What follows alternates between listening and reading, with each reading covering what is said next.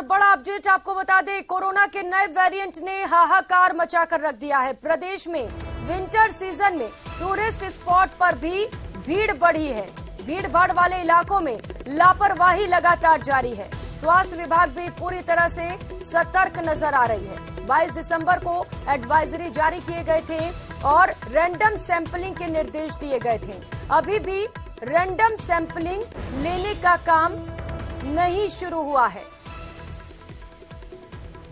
तो स्वास्थ्य विभाग अलर्ट मोड पर है, दिशा निर्देश दिए गए हैं, लेकिन पालना कितनी हो रही है ये देखने वाली बात है।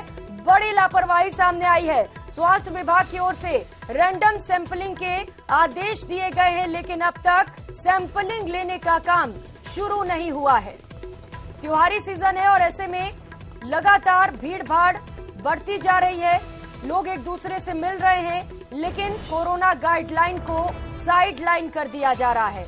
नए वेरिएंट को लेकर लगातार अलर्ट जारी है, लेकिन लोग हैं कि समझने को तैयार नहीं है। भीड़ भाड़ वाले इलाकों में लोग लापरवाही करते हुए नजर आ रहे हैं। जोधपुर से सहयोगी रंजन इस वक्त सीधे हमारे साथ जुड़ चुके, उन्हीं के पास चलेंगे और भी ज्यादा जानकारी लेंगे। रंजन, स्वास्थ्य विभाग तो अलर्ट है, लेकिन लोगों का क्या? लोग समझने को तैयार नहीं है। क्या आप देख पा रहे हैं वहां से तस्वीरें? क्या लोग वहां पर गाइडलाइन को साइडलाइन कर रहे हैं या फॉलो करते हुए नजर आ रहे हैं?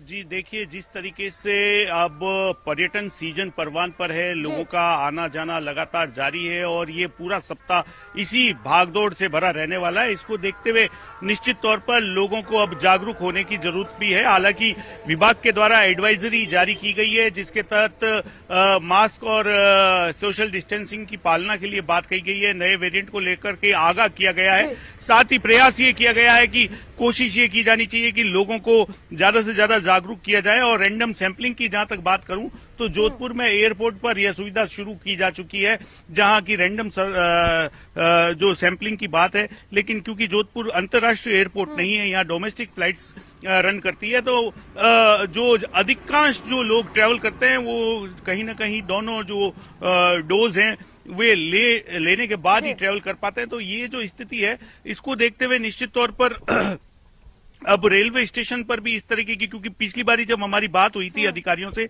तो उन्होंने स्थान चिन्हित किया था और निश्चित तौर पर जो कि वहां की रेलवे स्टेशन के जो स्टाफ है वो कहीं ना कहीं इस मामले में सजग हैं। और उसके साथ ही साथ जो चिकित्सा और स्वास्थ्य विभाग है वो भी इस बात को मुस्तैदी के साथ आगाह कर रहा है पब्लिक को। और अगर सैंपलिंग की बात करूं जोधपुर को लेकर के, तो मैं बताना चाहूंगा कि पिछले 2 दिनों से 0 फिगर रहा है, यानी कि किसी तरह के कोई मामले सामने नहीं आए हैं।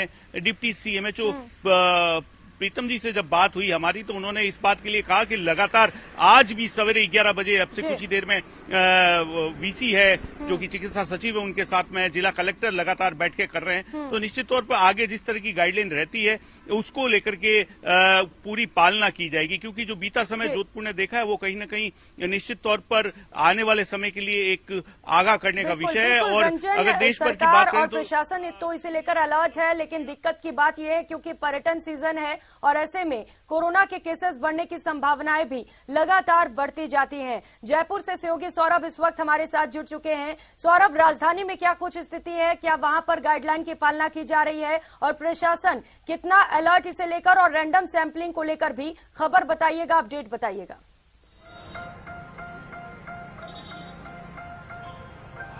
जी बिल्कुल, देखिए हाल फिलहाल राजधानी जयपुर में तो स्वास्थ्य विभाग पूरी तरह से अलर्ट जो है वो नजर नहीं आ रहा है। इसका कारण क्योंकि 22 दिसंबर को स्वास्थ्य विभाग द्वारा तमाम सीएमएचओ को ये निर्देश दिए थे कि भीड़ भाड़ वाले इलाकों में खासतौर पर bus station, railway station, schools में जो संदिग्ध मरीज हैं उनकी रैंडम सैंपलिंग जो है वो की जाए। लेकिन मैं इस वक्त सिंधी के बस स्टैंड पर खड़ा हूँ।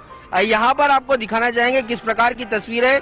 ना तो यहाँ पर कोरोना की जो एक नॉर्मल प्रोटोकॉल होता है उसकी पालना होती हुई नजर आ रही है, और ना ही यहाँ पर रैंडम सैंपलिंग हो रही है और ना ही स्क्रीनिंग हो रही है। इस बारे में स्वास्थ्य विभाग सीएमएचओ से हमारी बातचीत हुई तो उनका कहना था कि रेलवे स्टेशन और बस स्टेशन पर हम स्क्रीनिंग करा रहे हैं, लेकिन यहाँ स्क्रीनिंग भी होती हुई नजर नहीं आ रही है। आप तस्वीरों में देख सकते हैं किस प्रकार से यहाँ पर भारी भीड़ जो है वो Jaipur Sindhi camp bus station पर आमतौर पर हजारों की संख्या में लोग जो हैं वो अपने गंतव्य स्थान पर पहुंचते हैं, लेकिन यहाँ की तस्वीरें आप देख सकते हैं, किसी भी प्रकार की पालना होती हुई यहाँ पर नजर नहीं आ रही है, ना ही सैंपलिंग की जा रही है। देखिए 4 दिन से ज्यादा अब बीत चुके हैं, लेकिन अभी तक यहाँ पर जो है वो स्वास्थ्य विभाग के कर्मचारियों को लगाना चाहिए था, वो यहाँ पर जो है नियुक्ति अब तक जो है वो नहीं हुई है। और यही कारण है कि अभी तक कोई भी यहाँ पर ना तो स्क्रीनिंग हो रही है, क्योंकि अगर कोई मरीज होता है तो उसकी स्क्रीनिंग हो जाती है, टेम्परेचर जो है वो नापा जा सकता है, उसको गाइडलाइन की पालना जो है वो कराई जा सकती है, लेकिन यहाँ पर ऐसा कुछ भी होता हुआ नजर नहीं आता। देखिए पहली और दूसरी लहर में हमें क्यों खामियाजा भुगतना पड़ा, क्योंकि लोगों ने लापरवाही बरती। अगर लापरवाही नहीं बरते तो पहली और दूसरी लहर में जिस प्रकार का नुकसान हुआ वो नहीं होता, और अभी वो नया स्ट्रेन राजस्थान में नहीं आया है, तो ऐसे में एहतियात बरतने की ज्यादा जरूरत है। और जिस प्रकार से सैंपलिंग की बात की जा रही है, अगर वो समय पर होता रहे तो काफी दिक्कत की बात तो यही है ना कि प्रशासन भी ये समझने को तैयार नहीं है कि एक छोटी सी लापरवाही एक बड़ी चूक बन सकती है और कोरोना का विस्फोट हो सकता है। आप कह रहे हैं बस स्टैंड पर सैंपलिंग नहीं किए जा रहे हैं, एयरपोर्ट्स पर क्या कुछ स्थिति है सौरभ, क्या वहां पर रैंडम सैंपलिंग किए जा रहे हैं?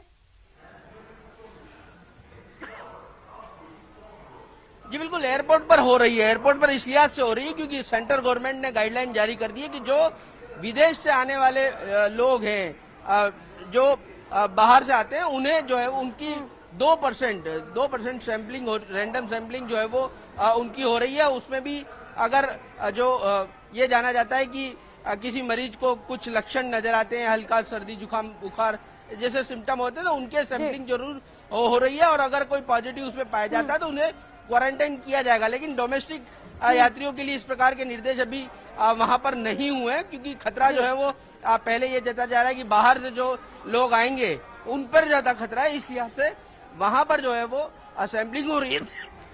सौरभ, और ऐसे में जरूरी ये भी हो जाता है कि सिर्फ प्रशासन पर डिपेंडेंट नहीं रहना है, लोगों को भी सतर्क रहना है। और इसके साथ ही रंजन आपके पास आते हुए, क्योंकि पर्यटन सीजन है, लगातार बड़ी संख्या में पर्यटक पहुंच भी रहे हैं जोधपुर, तो उन्हें किस तरीके से जागरूक किया जा रहा है, क्या कुछ कोशिशें और पहल प्रशासन की ओर से वहां पर देखने को मिल रही है?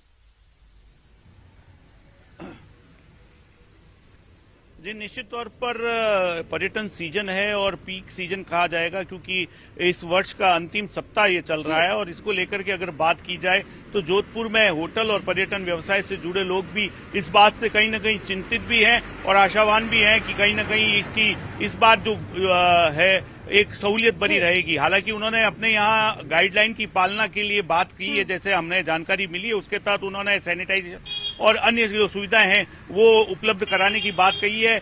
एडवाइजरी अपने जो क्लाइंट आते हैं, गेस्ट आते हैं, उनको भी इस बात के लिए आगाह किया जाता है कि निश्चित तौर पर जब वे बाहर जाएं, भीड़ भाड़ वाले इलाकों में जाएं, तो मास्क का प्रयोग करें, क्योंकि अभी जिस तरीके की एडवाइजरी आई है इस नए वेरिएंट को लेकर के, उसमें निश्चित तौर पर इसी बात का पुरजोर ध्यान रखा जा रहा है कि किसी न किसी तरीके से हमेशा मास्क पहनकर घर से बाहर निकलें, जिससे कि यह व्यवस्था रहे कि ये जो नया वेरिएंट है वो और भी ज्यादा तेजी से फैल रहा है। एक साथ 18 लोगों को ये संक्रमित कर सकता है और ऐसे में लोगों को ये समझना पड़ेगा कि